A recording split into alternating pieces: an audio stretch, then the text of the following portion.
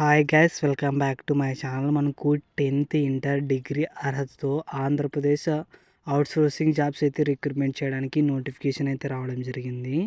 దీనికి ఎలాంటి రాత పరీక్షలు లేకుండా అయితే మనకు రిక్రూట్మెంట్ చేస్తారనమాట.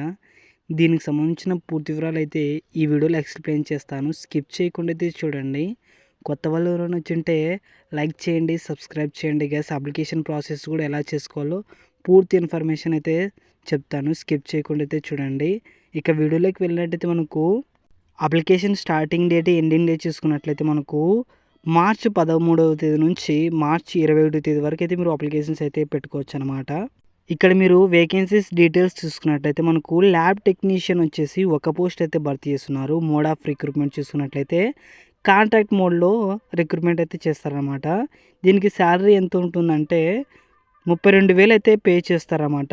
అలాగే ఆడియో మెట్రీషియన్ చూసినట్లయితే 2 పోస్టులు అయితే భర్తీ చేస్తున్నారు. కాంట్రాక్ట్ పద్ధతిలో మీకైతే రిక్రూట్మెంట్ చేస్తున్నారన్నమాట. దీనికి శాలరీ చూసుకున్నట్లయితే 32,000 అయితే పే చేస్తారు పర్ మంత్కి.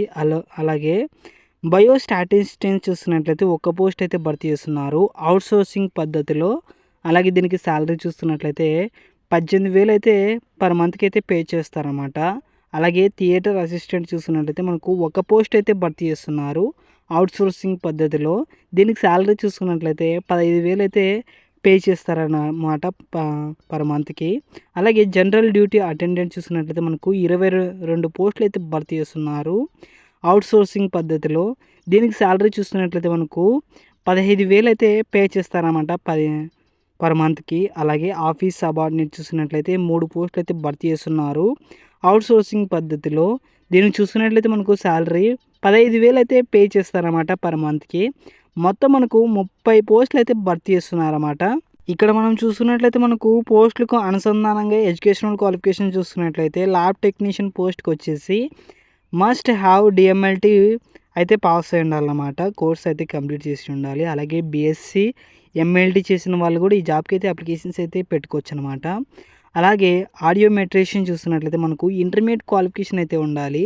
అలాగే BSc audiology diploma in audiometry complete అయితే చేసి ఉండాలన్నమాట ఈ కోర్స్ అయితే. అలాగే బయో స్టాటిస్టిక్స్ చూస్తున్నట్లయితే మనకు మ్యాథ్స్ ఎకనామిక్స్ సంబంధించి BA డిగ్రీ అయితే కంప్లీట్ చేసి ఉండాలన్నమాట. అలాగే థియేటర్ అసిస్టెంట్ చూస్తున్నట్లయితే 10th క్లాస్ అయితే పాస్ అయి ఉండాలి. అలాగే 5 years అయితే ఎక్స్పీరియన్స్ అయితే ఉండాలన్నమాట. అలాగే జనరల్ డ్యూటీ అటెండెంట్ 22 పోస్టులు అయితే ఉన్నాయి గాస్. ఈ జాబ్ అయితే అసలు మిస్ చేసుకునొద్దు. జస్ట్ 10th క్లాస్ అర్హతతో ఈ జాబ్ అయితే రిక్రూట్మెంట్ అయితే చేస్తున్నారన్నమాట. దీనికి కూడా ఆఫీస్ సబార్డినేట్ 10వ తరగతి అయితే పాస్ అయి ఉండాలి. ఇక ఏజ్ విషయాన్ని చూసుకున్నట్లయితే మనకు మ్యాక్సిమం అయితే 42 years ఏజ్ అయితే ఉండాలన్నమాట. ఇక్కడ అలాగే ఏజ్ రిలాక్సేషన్ చూస్తున్నట్లయితే SC వాళ్ళకి, అలాగే ST వాళ్ళకి, BC వాళ్ళకి, EWS వాళ్ళకి అయితే 5 years ఏజ్ రిలాక్సేషన్ అయితే ఉంటుంది. అలాగే ఎక్స్ సర్వీస్ వాళ్ళకి 3 years ఏజ్ రిలాక్సేషన్ అయితే ఉందన్నమాట. అలాగే ఫిజికల్ హ్యాండిక్యాప్డ్ వాళ్ళకైతే 10 years ఏజ్ రిలాక్సేషన్ అయితే ఉంది. మ్యాక్సిమం ఏజ్ లిమిట్ చూస్తున్నట్లయితే మనకు 52 years వరకు అయితే మీరు అప్లికేషన్స్ అయితే పెట్టుకోవచ్చు అనమాట. ఇక్కడ మీరు చూసుకున్నట్లయితే మనకు అప్లికేషన్ ఫీ చెల్లించాల్సి ఉంటుందన్నమాట. ఇక్కడ OC వాళ్ళకి 350 రూపాయలు అయితే పే చేయాలి. అలాగే SC, ST, BC వాళ్ళకైతే 250 రూపాయలు అయితే పే చేయాలన్నమాట. ఇక్కడ మీరు చూస్తున్నట్లయితే ఈ బ్యాంక్ అకౌంట్కి అయితే మీరు సెండ్ అయితే చేయాలన్నమాట. ఇక్కడ మీరు మెథడ్ ఆఫ్ సెలెక్షన్ చూస్తున్నట్లయితే మనకు ఎలాంటి ఎగ్జామ్ లేకుండా రిక్రూట్మెంట్ అయితే చేస్తున్నారు అనమాట. ఇవి ఓన్లీ సెలక్షన్ ఎలా చేస్తారనేది దానికి సంబంధించిన ప్రాసెస్ అనమాట.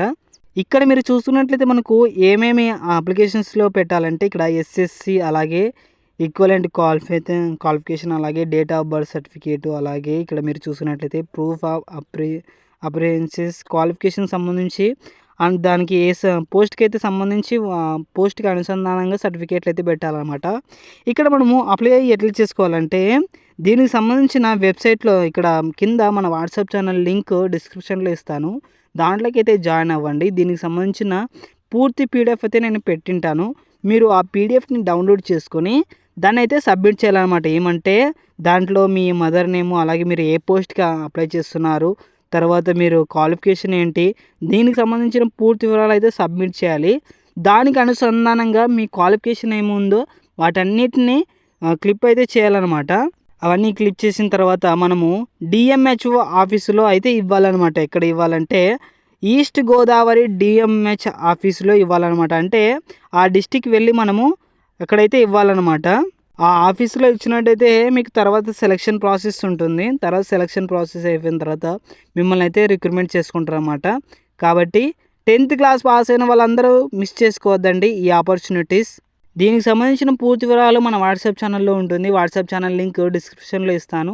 జాయిన్ అయితే అవ్వండి. లైక్ చేయండి, సబ్స్క్రైబ్ చేయండి, షేర్ చేయండి గైస్. Thank you.